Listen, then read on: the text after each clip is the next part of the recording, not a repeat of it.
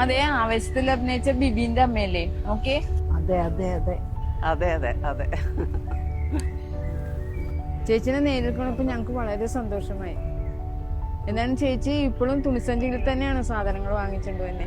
അതെ, ഞങ്ങൾ എല്ലാരും അങ്ങനെയാ. ഇത് നിങ്ങൾക്ക് വലിയൊരു സഹായല്ലേ? അപ്പൊ നിങ്ങൾ ഹാപ്പി അല്ലേ? ഞങ്ങൾ ഹാപ്പിയാണ് ചേച്ചി. ചേച്ചി ഹാപ്പിയാണോ? ഭയങ്കര ഹാപ്പിയാ. അപ്പൊ ഓണായിട്ട് എന്തൊക്കെയുണ്ട് വിശേഷങ്ങള്?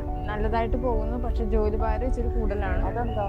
ഓണമായിട്ട് എല്ലാവരും വേസ്റ്റ് അധികമാണ് തന്നത്. പിന്നെ ഒരു ഇതുള്ളത് അവര് തരം തിരിച്ചാണ് ഞങ്ങൾക്ക് തന്നത്. അതുകൊണ്ട് എളുപ്പമാണ് ജോലി.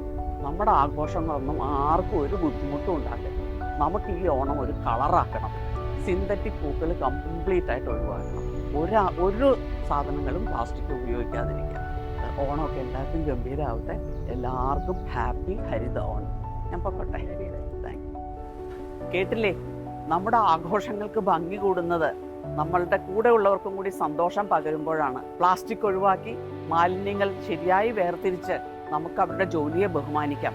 അതുകൊണ്ട് നമുക്ക് ഈ ഓണം ആത്മാർത്ഥമായി ആഘോഷിക്കാം. നമ്മുടെ നാടിനോട് പ്രകൃതിയോട് സ്നേഹമുള്ളൊരു ഹരിത ഓണമാക്കാം. എല്ലാവർക്കും ഒരു ഹാപ്പി ഹരിത ഓണം.